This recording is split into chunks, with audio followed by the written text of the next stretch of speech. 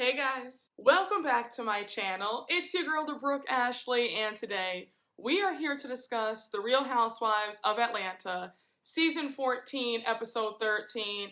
And to say that this episode was explosive would be an understatement. And I wanted to make a quick disclaimer for the 2 or 3 Marlo fans that always want to fight with me in the comments. Let me just say this. A lot of y'all love to say, well, without Marlo, what will we be watching? Marlo's bringing the drama this season. And there's a difference between drama and somebody being flat out evil. Marlo is past drama. That is a very vile and miserable woman, somebody who will make up lies in an argument, somebody who goes for the jugular at all times, somebody who can't just seem to have a simple disagreement. And because of that, she makes the show not that much fun to watch. We all come for some light shade, some light drama, and that's about it. Marlo has a very dark energy, and you cannot deny that. Marlo is single-handedly bringing this franchise down, and she's giving me the same vibes as Lisa Rinna, Erica Jane, and Diana Jenkins over on Beverly Hills. And if you watch my Beverly Hills recaps, then you know how I feel about them. It's a hot mess. I know that a lot of people thought that Marlo would be a great addition to the show. I thought that she was going to bring something, but she didn't. She's a huge flop, and this needs to be her first and last season as a full-time peach holder. And I will take it as far as to say that I don't even want to see her come back in any capacity.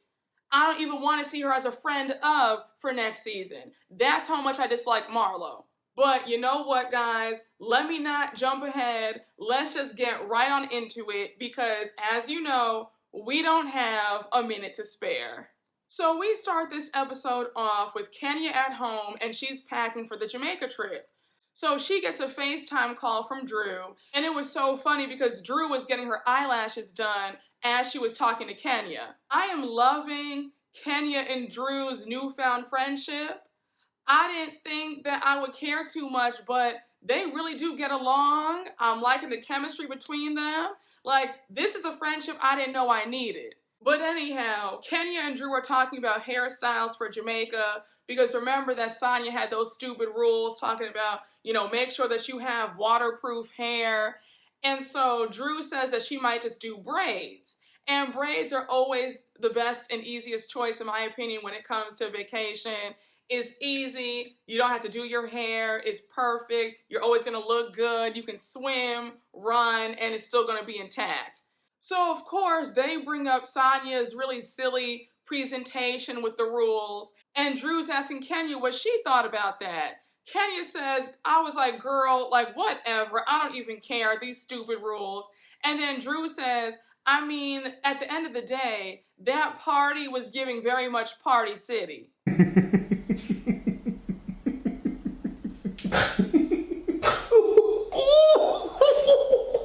So Kenya starts laughing because she agrees that that party was awful and it definitely was giving Party City. And Sanya, if you should be asked back for a second season, and I hope not, but if you should, please make sure that you hire a party planner because that wasn't it. That party gave me that you spent all of $78.99 because the 3 balloons that you had, that dry food, that was unacceptable. You're on national TV, supposed to be a rich celebrity, and that's the best you could do? So now we see Kenya in her confessional say that these are the rules of a great party.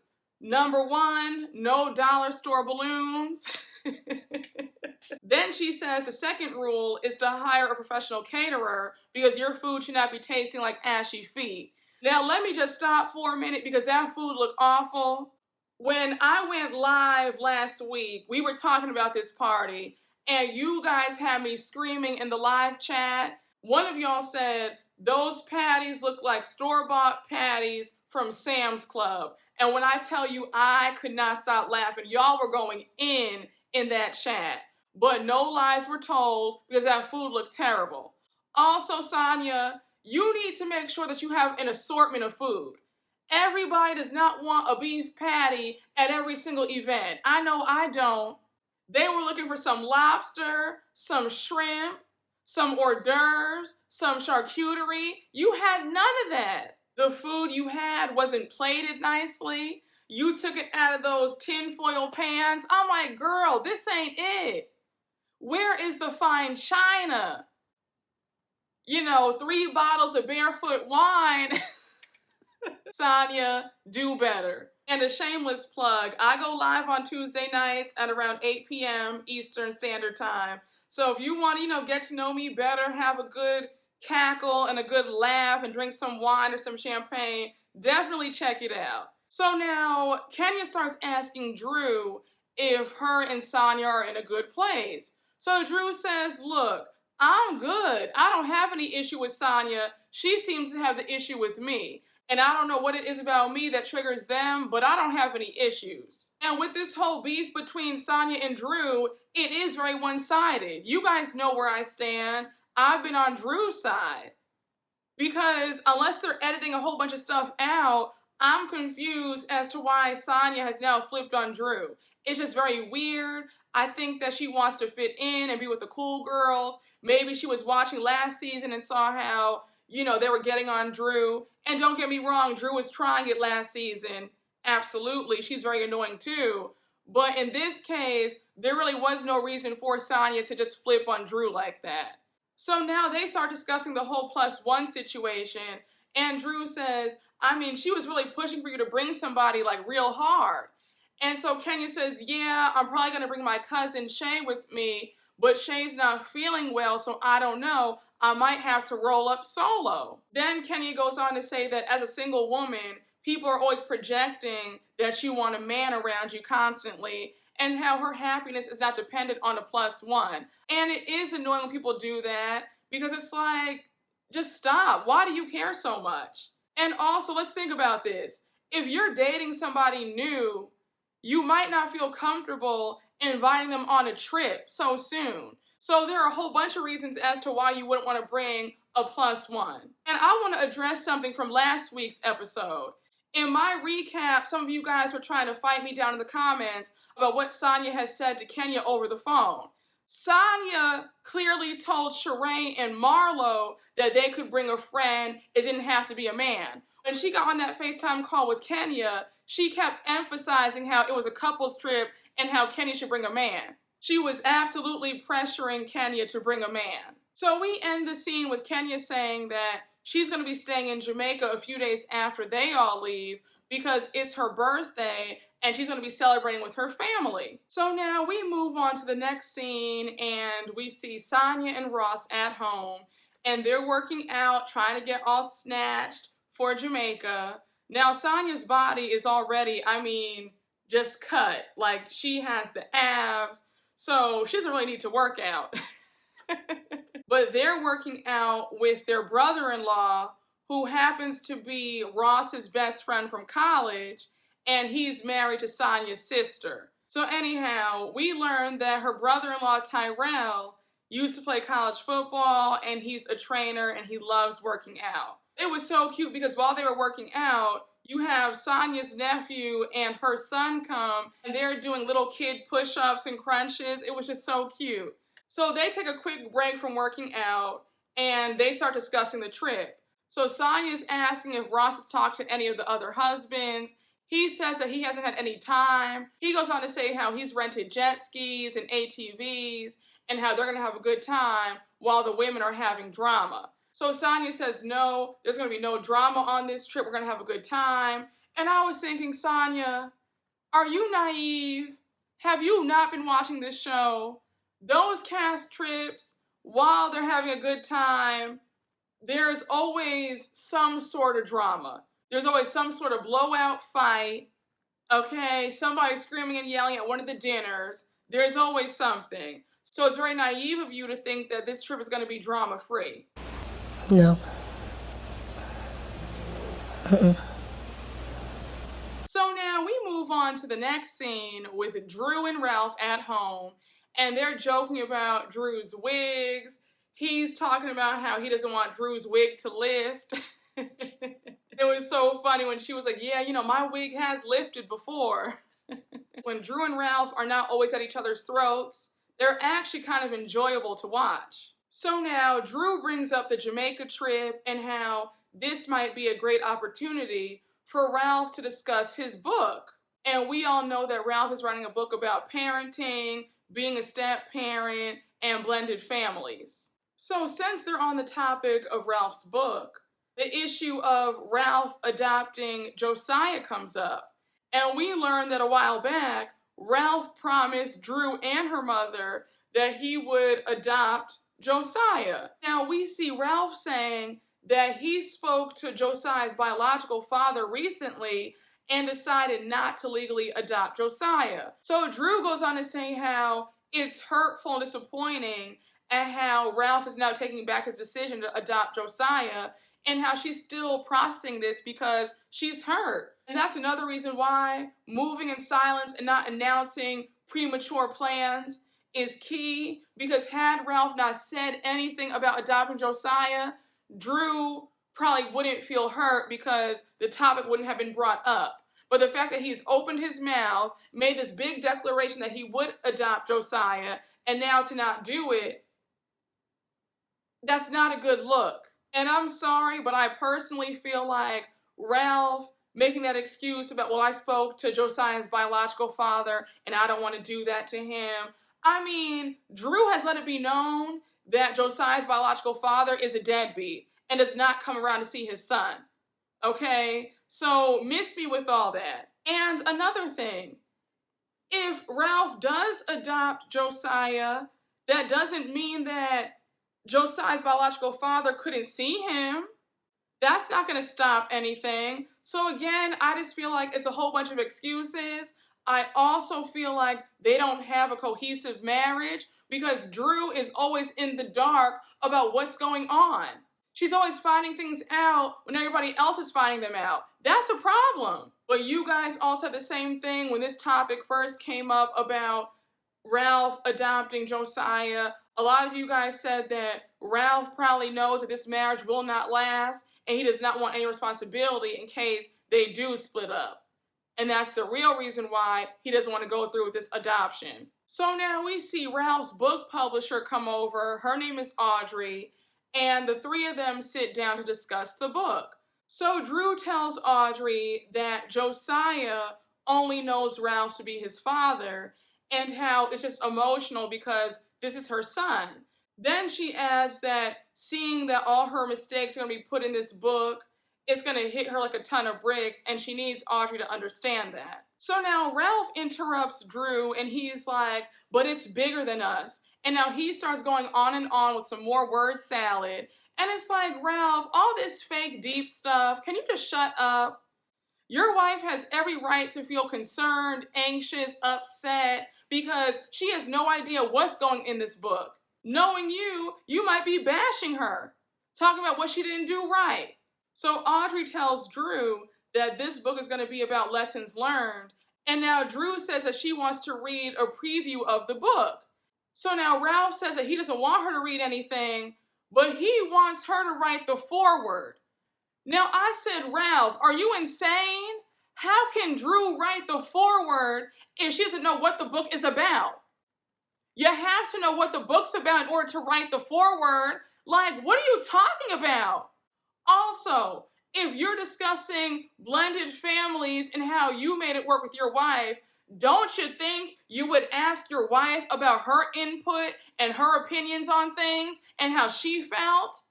I would have cursed him out because, Ralph, this makes no sense. So Drew is visibly annoyed and she's like, I mean, it's a nice gesture, but again, I don't know what this book is about, so how can I write the foreword? So now Audrey interrupts and discusses the cover of the book.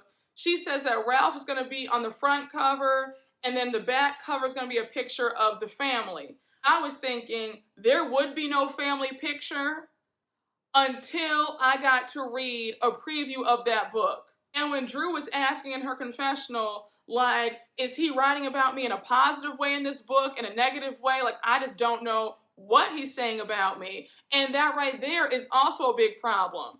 Ralph is really the ultimate gaslighter because he does so much double talk that he confuses you. you don't even know what to ask him because you're just confused. So now we move on to the day of the Jamaica trip, and Sanya and Ross have rented 2 Sprinter vans to pick everybody up because she does not want anybody to be late and miss their flight. I said, now I know that's right. When it comes to me and traveling, I like to get to the airport nice and early. I don't want to have any issues. Yes, I have TSA pre-check, so it's always a breeze for me anyway, but still, I don't ever like to cut it close. Like, I just like to be relaxed. And also, there's something about picking out some magazines, then going to the lounge to get some drinks and getting some food. Like, it's a whole experience. Now, when I tell you I screamed when Sanya and Ross pulled up to Marlo's house, and Ross forgot his passport at home. So he hops out the Sprinter and takes an Uber back home to get it, and he's gonna meet them at the airport. I was like, you know what? And another reason why it's good to get to the airport a few hours in advance, so that way if you do forget something at home, you still have enough time to go back home and then get back to the airport and make your flight. So Marlo hops in the Sprinter. Sanya lets her know that Ross is back home because he forgot his passport. And now Sanya wants to know who is Marlo's +1. So we meet Marlo's +1. His name is Adrian, and he's her florist. So Marlo says that he's the perfect +1 because she's going to wake up to fresh flowers in her room every day. Then she says, it's better than bringing some DICK. And I said, keep telling yourself that, sis. Marlo's so funny to me because she likes to shade other people for not having a man, but has all the excuses in the world for why she doesn't have a man. Why is it okay for you to bring a platonic friend, but nobody else can? The hypocrisy and double standards it's hilarious to me.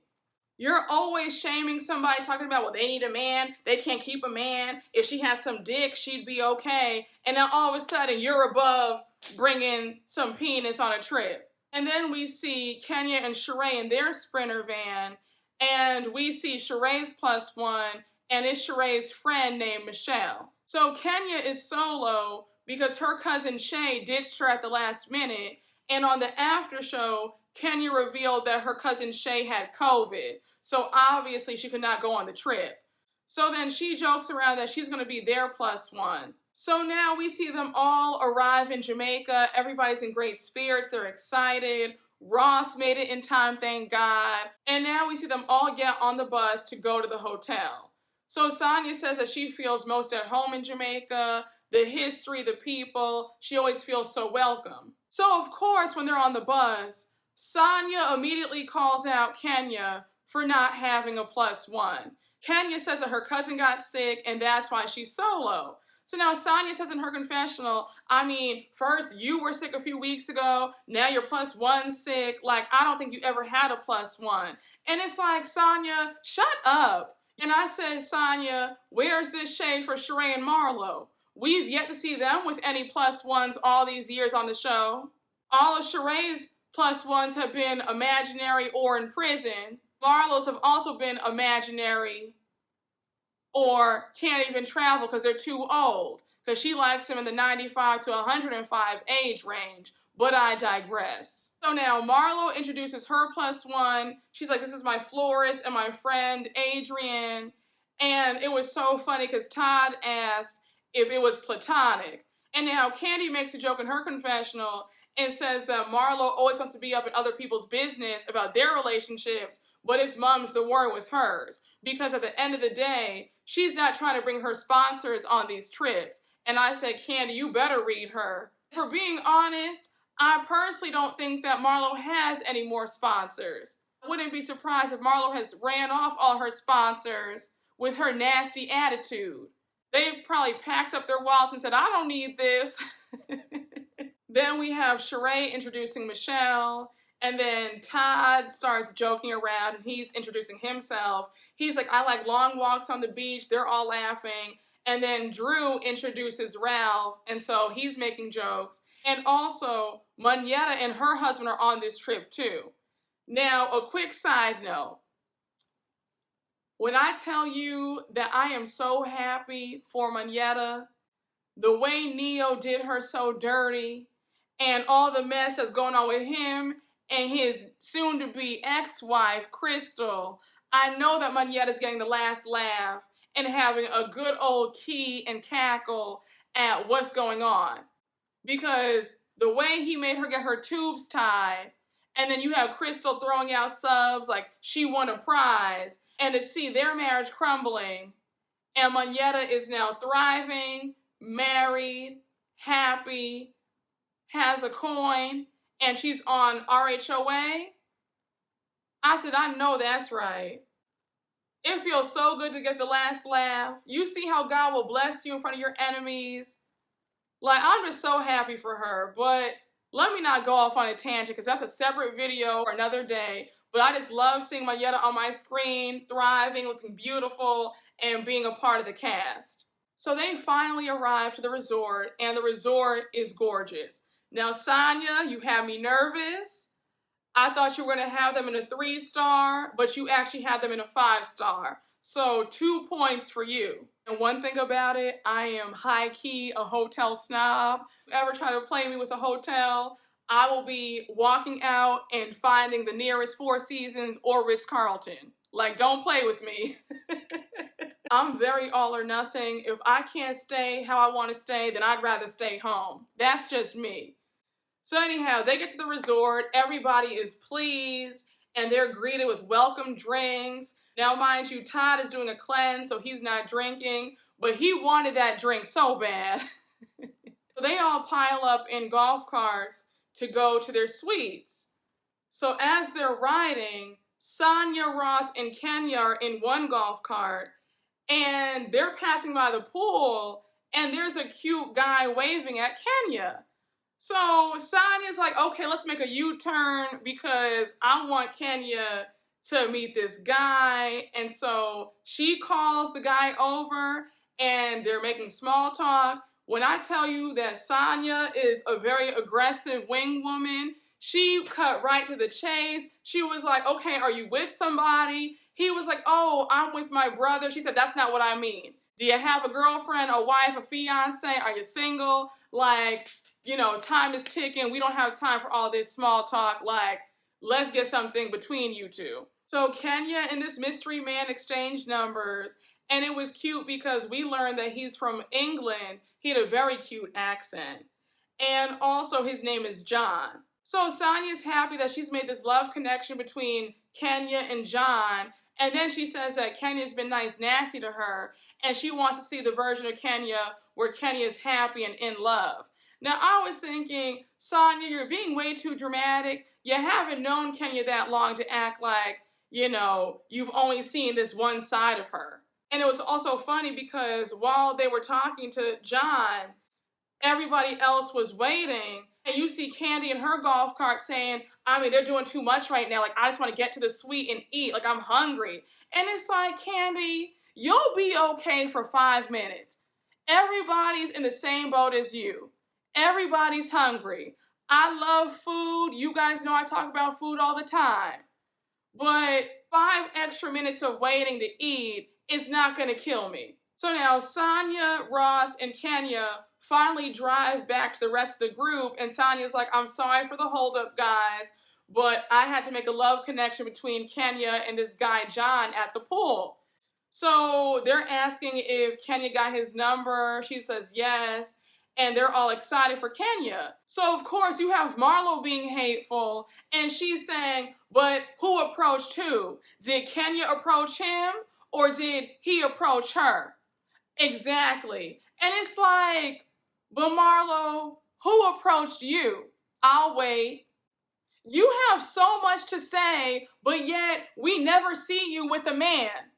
Never.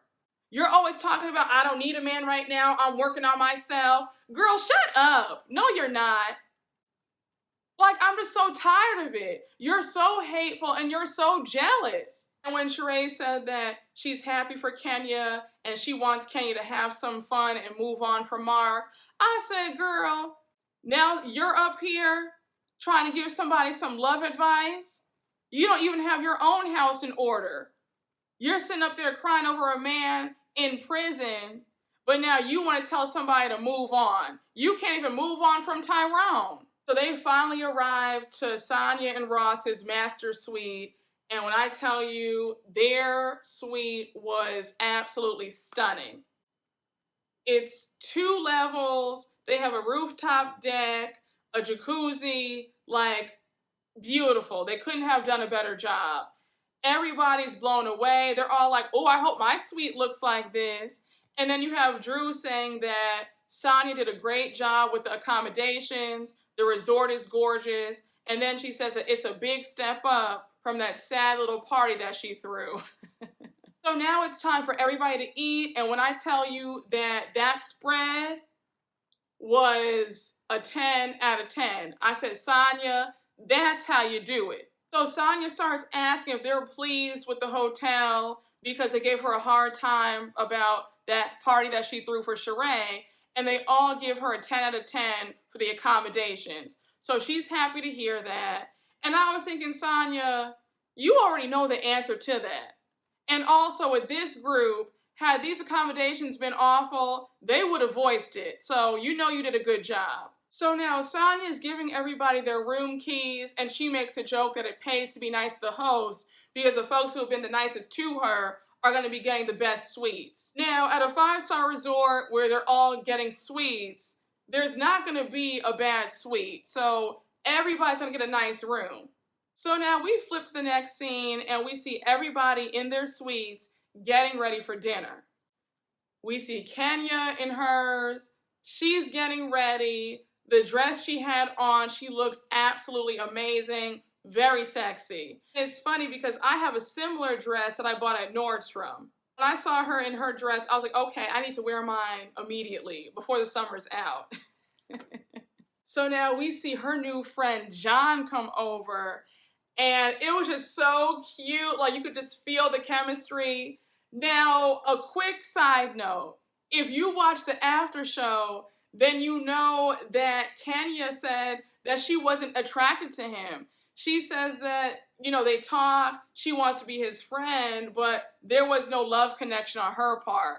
And I was shocked because I was like, they would actually make a cute couple. I felt like they had chemistry. So when I heard that, I was like, oh, okay, well, hey, Sanya tried. So anyhow, Kenya's pouring John a drink, and then she's prepping him on how her friends are crazy, and that's an understatement. And then she says that get ready because they're going to be asking you a million questions. So now we flip to Sanya and Ross arriving at the restaurant first. And while they're waiting for everybody, I have to say, Sanya, what was that outfit? It just didn't give me sexy vacation vibes at all. But anyhow, Drew and Ralph show up. And so Drew is like, Sanya, you actually gave me a nice room, like, thank you. And then Sanya says, I know, I'm very forgiving. And I was thinking, but Sanya, you started all the mess with Drew. So how are you forgiving her? Like, make it make sense. So everybody else shows up, and then Kenya and her date show up last. And of course, they're all like, oh, like, look at Kenya. And of course, Marlo's sitting over there making snide remarks under her breath. It's like, you really are the definition of a hater. So now Monyetta gives a toast, and then she dedicates part of the toast to Kenya and how Kenya and John will be together for the entirety of the trip. And then Ralph interjects and says, we're toasting to Kenya getting her groove back. When I tell you they wasted no time grilling John, Sanya's like, okay, so how old are you? Kandi guesses that he's 28. Somebody else says that he's 32. And then we learn that he's 37. And Todd was so shady. He was like, so do you like older women? Now, I was really screaming because the producer was asking Kenya, like, I thought you said that she would never date a younger man ever again. And Kenya said, no, I never said that. I said I'm cool with ages 30 to 60, and he fits right in the middle at 37. One thing about me, I love some good conversation. I love some witty banter going on. And you could see that John is a very good sport. He was having a good time. everybody's having a good time talking to him, and that's always fun. Like, the dinner was going so well in the beginning that what happened next was just a complete shock, but we'll get to that in a minute. So anyhow, Sheree says that when Kenny is around a man, she's all soft-spoken and girly, but when she doesn't have a man, it's like, you better watch out. And I was thinking, and what about you, Sheree? You're hardened and rough and tough, whether you're with a man or not. So here's where things go left. Sanya's asking Marlo how the boys are doing. Marlo says, we'll talk about that tomorrow. I don't want to talk about it at the table tonight.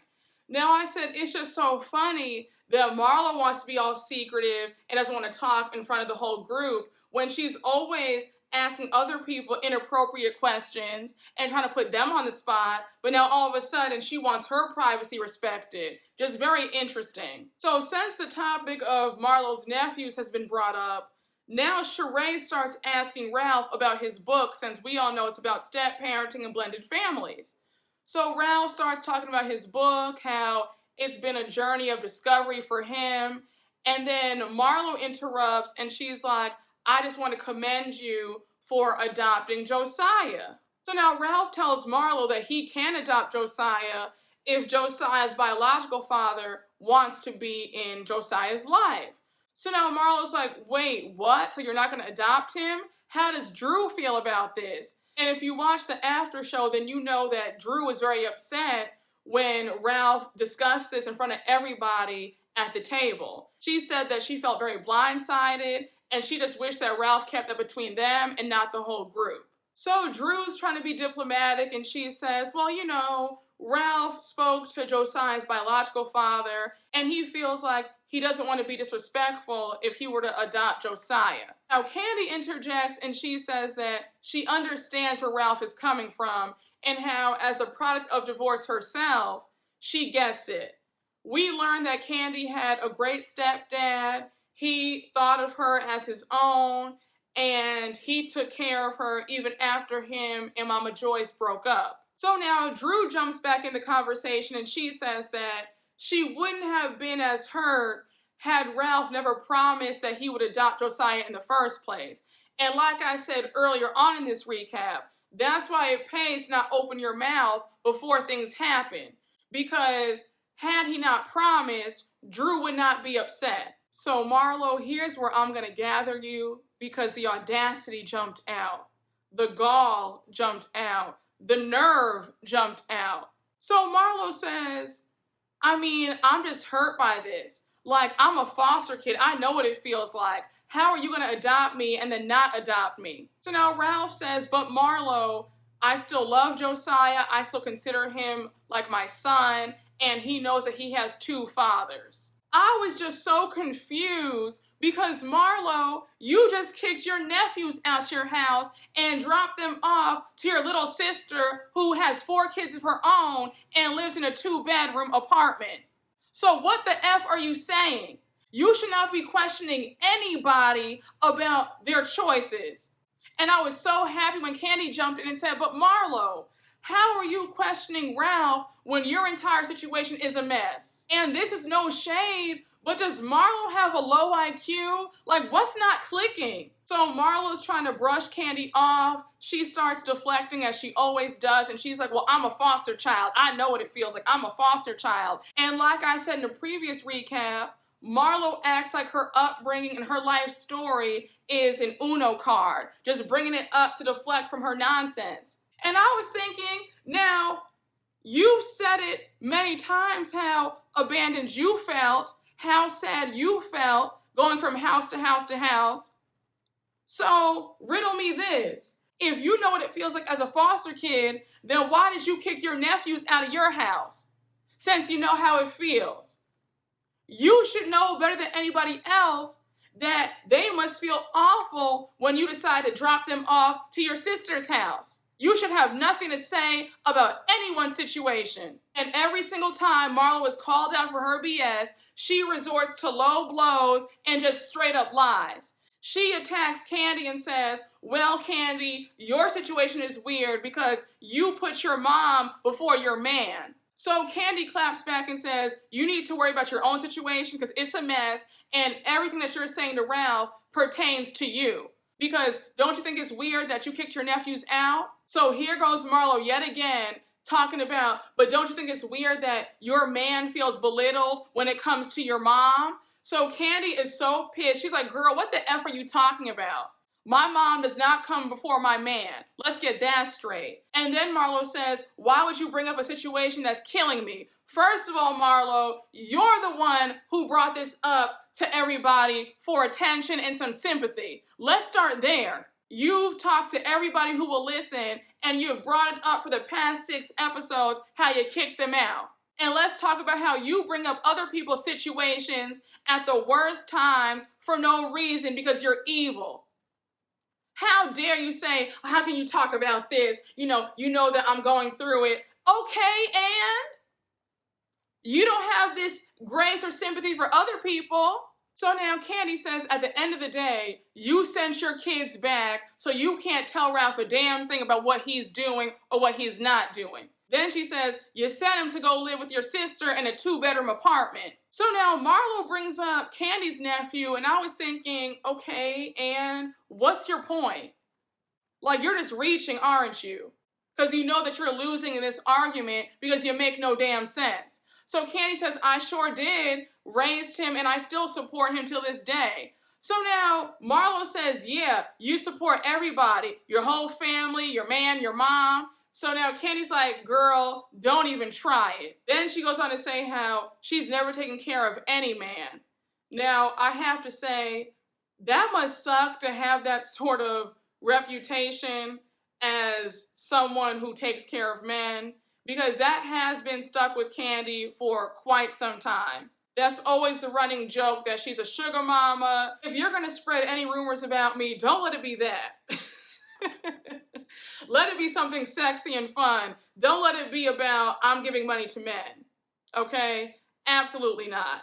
But it was also funny because on the after show, Kandi cleared that up. She was like, I am so tired of y'all acting like Todd does not have any money. I don't give him money. I don't take care of him. Todd has money. He's rich. He has millions in the bank. And if he wanted to leave me tomorrow, he could. I said, Kandi, you better go ahead and clear it up for us because I know those jokes must get very tiring. So while they're going at it, you have Sheree saying, I'm staying neutral in this whole entire thing. I am not getting involved. Like, I am not in it. It is not my fight.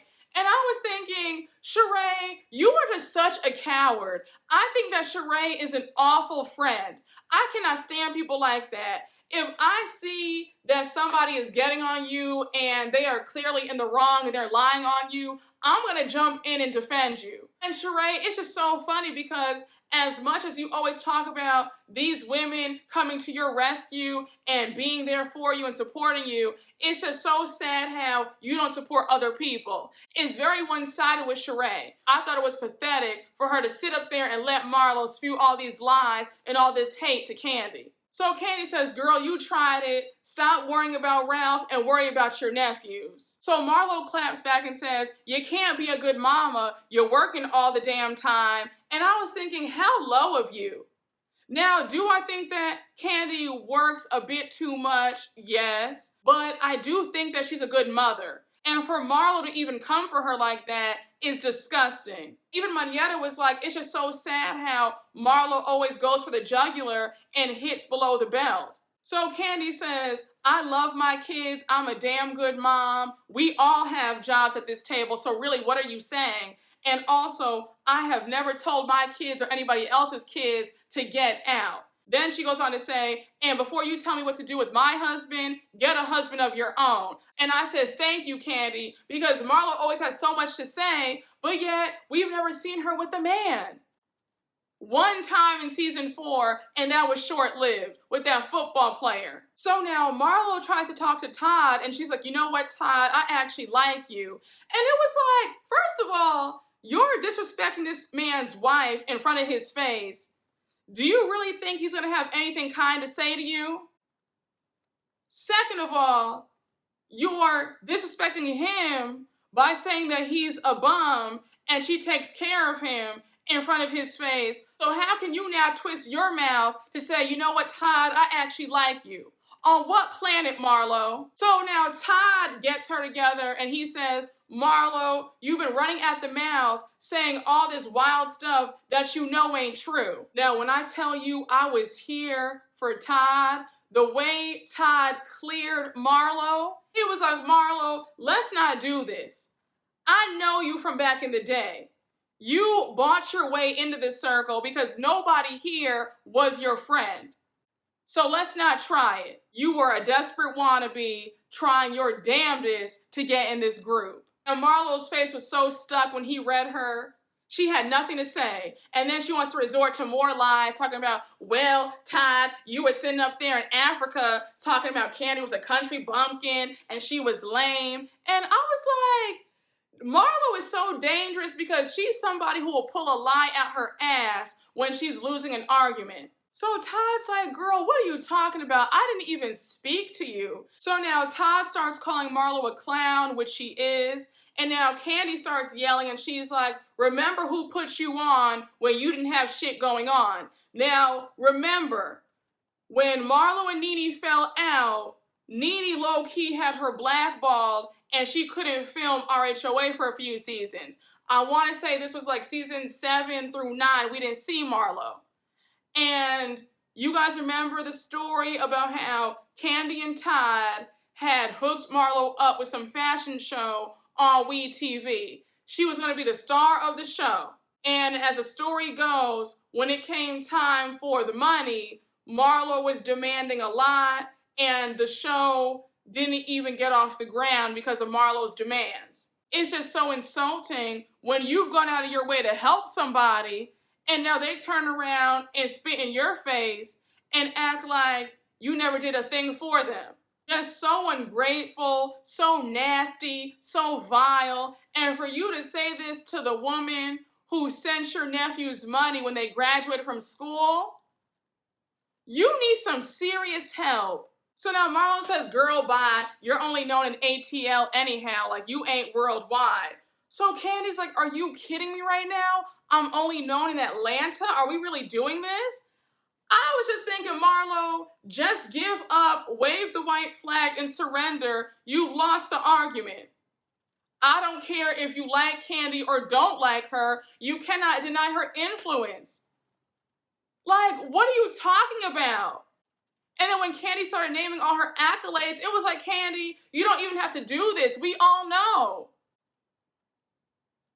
I was just in shock. Like, Marlo, you are really sick.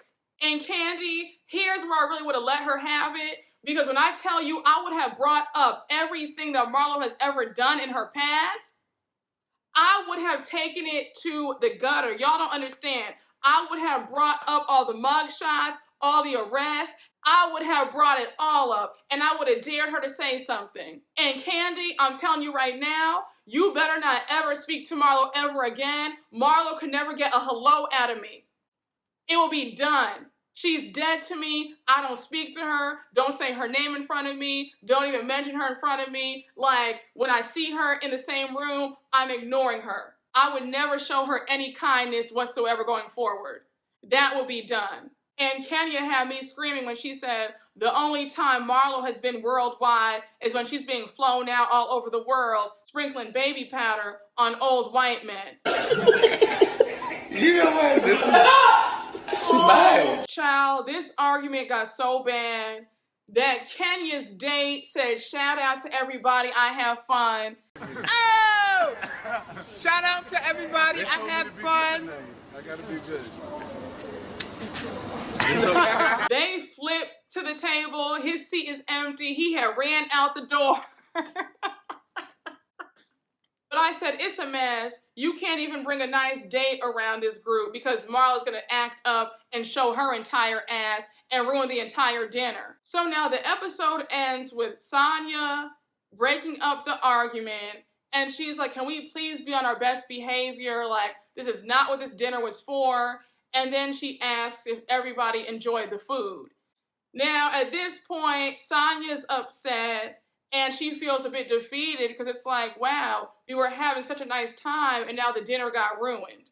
And then we see Marlo and Kandi kind of go back and forth again. And then Kandi says, bye, lonely. And Marlo just sits there and looks like the idiot that she is. I have to say that Marlo was a terrible choice. And so many people on social media feel the same way. So many people said, I thought that she would be great as a full-time housewife, but I was sorely mistaken. And it's really sad when the majority of the viewers want you off the show. Already a whole lot of heat and a whole lot of mess on the first night of this trip, and it looks like things only get even more heated in the next episode. But y'all, that was my recap. I hope you all enjoyed. And as always, please make sure to like, comment, and subscribe, and I will see you all later. Bye.